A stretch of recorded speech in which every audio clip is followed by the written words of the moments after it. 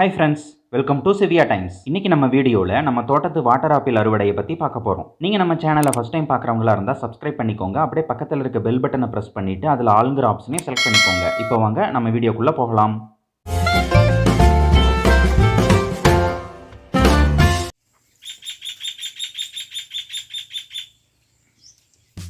இதுதான் நண்பர்களே நம்மளுடைய வாட்டர் ஆப்பிள் செடி. இந்த செடியை நம்ம தோட்டத்தில் வச்சு கிட்டத்தட்ட 2 வருஷம் ஆகுது.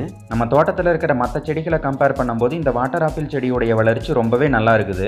இந்த செடியிலிருந்து நாம் இப்போ அறுவடை பண்ணுறது 3வது அறுவடைங்க. இந்த செடி நம்ம தோட்டத்தில் நடவு பண்ணி கிட்டத்தட்ட 1 வருஷத்துக்கு அப்புறம் தான் முதல் தடவை காய் பிடிச்சிது. அந்த தடவை செடியில் ஒரு 10 காய்கள் மட்டும்தான் இருந்தது. 2வது தடவை ஓரளவுக்கு அதிகமாக காய் பிடிச்சிருந்தது. ஆனால் இந்த தடவை ரொம்பவே அதிகமாக காய் பிடிச்சிருக்குது. செடியே தாங்க முடியாத அளவுக்கு அவ்வளோ நிறைய கொத்து கொத்தா காய்கள் காய்ச்சிருக்குது. செடியும் பச்சை கலரில், காயும் பச்சை கலரில் இருக்கிறதுனால நம்ம தூரத்துல இருந்து பார்க்கும்போது செடியில காய்களே இல்லாத மாதிரி தான் இருக்கும். செடிக்கு பக்கத்துல வந்து கிளைகள் எல்லாத்தையும் விலக்கி விட்டு பார்த்ததுக்கு அப்புறம் தான் தெரியும் உள்ளுக்குள்ள எவ்வளோ நிறைய காய்கள் இருக்குதுன்னு. பக்கத்துல வந்து பார்த்தா தான் நமக்கே தெரியும்.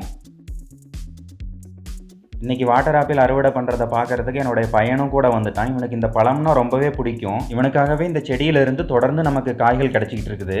பழம் சாப்பிட்றத வீடியோ எடுத்த உடனே இவனுக்கு வெக்க வேற வந்துருச்சு. அந்த பக்கம் திரும்பி சிரிச்சுக்கிட்டு இருக்கிறான். அடிக்கடி இந்த பழத்தை இவன் சாப்பிட்டுக்கிட்டு இருக்கிறதுனால இப்போலாம் இவனுக்கு இந்த பழத்தை கொடுத்தா அந்த பழத்தை கடித்து உள்ளே இருக்கிற ஜூஸை மட்டும் எடுத்துகிட்டு சக்கையை கீழே போட்டுடுறான். இந்த வாட்டர் ஆப்பிளில் பொதுவாக நான் பார்த்த வரைக்கும் 3 விதமான வெரைட்டியில் பழங்கள் இருக்குதுங்க. ஒன்று வந்து பச்சை, இன்னொன்று வந்து நல்லா சிகப்பு கலரில் இருக்கும், இன்னொன்று வந்து பிங்க் கலரில் இருக்கும். நம்ம தோட்டத்தில் இருக்கிறது இந்த பச்சை கலர் வெரைட்டி தாங்க நம்மகிட்ட இருக்குது. இந்த செடியில் பொதுவாக காய்கள் கொத்து கொத்தாக தான் காய்க்கும். அப்படி காய்க்கும் போது கிளையே தாங்க முடியாத அளவுக்கு வளைச்சிக்கிட்டு கீழே வர அளவுக்கு வெயிட் அதிகமாகிடுது. இந்த பழத்துக்கு பொதுவாக சீசன் மாதிரி எதுவும் நான் பார்த்த வரைக்கும் இல்லைங்க. தொடர்ந்து 3 மாதத்துக்கு ஒரு தடவை இந்த செடியிலிருந்து நமக்கு காய்கள் கிடைச்சிக்கிட்டே இருக்குது. ஒரு தடவை நம்ம காய்கள் அறுவடை பண்ணோம்னா அந்த இடத்துல இருந்தே புதிய பூக்கள் மறுபடியும் வர ஆரம்பித்து அதிலிருந்து நமக்கு காய்கள் தொடர்ந்து கிடைச்சிக்கிட்டு இருக்குது.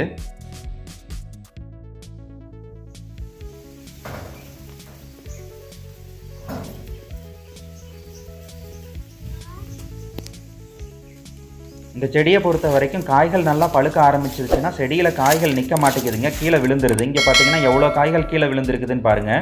இந்த செடியை பொறுத்த வரைக்கும் மற்ற சீசனை கம்பேர் பண்ணும்போது இந்த மாதிரி வெயில் காலம் ஆரம்பிச்சதுனா தான் இந்த செடியில் காய்கள் ரொம்பவே அதிகமாக காய்க்குது. 2 நாளைக்கு முன்னாடி கோடை மழை பெஞ்சதுங்க. இந்த மாதிரி கோடை மழை எப்போ வந்தாலும் மழையோடு சேர்ந்து காற்றும் அதிகமாக வரும். அப்படி காற்று அதிகமாக வந்ததுனால காய்களும் நிறையாவே கீழே கொட்டி போச்சு.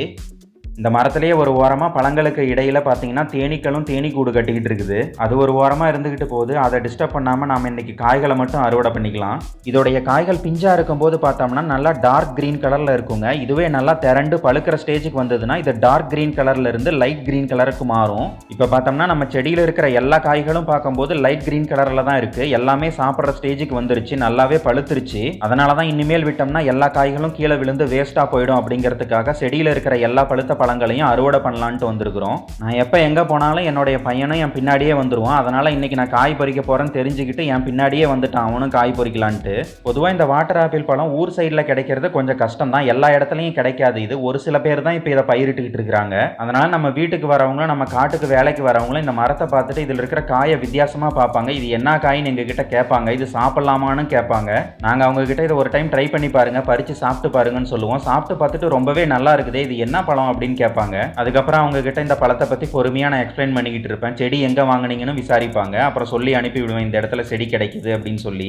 இந்த பழம் சாப்பிட்றதுக்கும் ரொம்பவே நல்லா இருக்குங்க. இனிப்பு சுவை ரொம்ப அதிகமாக இருக்குது அப்படின்னு சொல்ல முடியாது. இனிப்பு சுவை கொஞ்சம் கம்மியாக தான் இருக்கும். ஆனால் இந்த பழத்தோடைய பேர்லேயே இருக்கிற மாதிரி இதில் வாட்டர் கண்டென்ட் ரொம்பவே அதிகமாக இருக்குங்க. நல்லா வெள்ளரிக்காய் மாதிரி இருக்கும் சாப்பிட்றதுக்கு. ஆனால் கொஞ்சம் இனிப்பாக இருக்கும். நம்ம பச்சை மாங்காய் சாப்பிட்ற மாதிரி இதையும் நல்லா மிளகு பொடி உப்பு போட்டு சாப்பிட்டோம்னா கொஞ்சம் நல்லா இருக்கும்.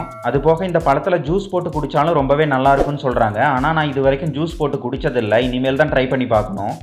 எல்லாரும் வாட்டர் ஆப்பிளை பிச்சுக்கிட்டு இருக்காங்க, நானும் போய் பறிக்கிறேன் அப்படின்ட்டு போயிட்டு இருக்கிறான். ஆனால் அவனுக்கு கீழே எந்த ஒரு பழமும் இல்லை. அதனால தடுமாறிக்கிட்டு இருக்கிறான். அந்த இடத்துல மரத்துக்கு அடியில் ஈரமாக இருக்கிறதுனால அந்த இடத்துல கடி எறும்புகளும் அதிகமாக இருக்குது. அதனால நான் அவனை தூக்கி அந்த பக்கம் விட்டுக்கிட்டு இருக்கேன். ஆனால் மறுபடியும் மரத்துக்கிட்டே வந்துகிட்டு இருக்கிறான். நம்ம செடியில் இருக்கிற எல்லா காய்களையும் நம்ம இன்னைக்கு பறிச்சோம்னா இந்த பையே பிடிக்காதுன்னு நினைக்கிறேன். அந்த அளவுக்கு நிறைய காய்கள் நம்ம செடியில் இன்னைக்கு இருக்குது.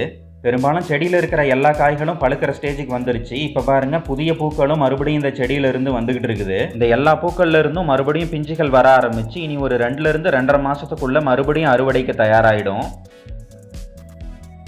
ஒரு வழியாக நம்ம எடுத்துக்கிட்டு வந்திருந்த ஒயர் பை ஃபுல்லாக காய்களை அறுத்து இன்னைக்கான அறுவடையும் நம்ம முடிச்சாச்சு. இந்த எல்லா காய்களையும் நம்மளால் மட்டுமே சாப்பிட முடியாது. அதனால் எங்கள் தாத்தா பாட்டி ஊர்லேருந்து வந்திருந்தாங்க. அவங்க நாளைக்கு ஊருக்கு போகிறாங்க. அதனால் அவங்கக்கிட்ட பாதி காய்கள் கொடுத்து விட்டுருவோம். அது போக மீதி இருக்கிற காய்களை எங்கள் தங்கச்சி வீட்டுக்கு நாங்கள் கொடுத்து விட்டுருவோம். நம்ம செடியிலேருந்து பாதி காய்கள் மட்டும்தாங்க நாங்கள் அறுவடை பண்ணியிருக்கோம். மீதி இருக்கிற காய்கள் எல்லாமே செடியில் தான் இருக்குது. செடியில் இருக்கிற மீதி காய்கள் நமக்கு எப்பயாவது சாப்பிடணும்னு தோணுச்சுன்னா அப்போ போய் நம்ம பறித்து சாப்பிட்லாம். அது போக நம்ம தோட்டத்துக்கு வேலைக்கு வர அண்ணா கூட அதை பறிச்சுட்டு போவாங்க. இந்த காயில் நிறைய சத்துக்கள் இருக்குதுன்னு சொல்கிறாங்க. விட்டமின் சி சத்துக்கள் அதிகமாக இருக்கிறதுனால இது நோய் எதிர்ப்பு சக்திக்கு ரொம்பவே நல்லதுன்னு சொல்கிறாங்க.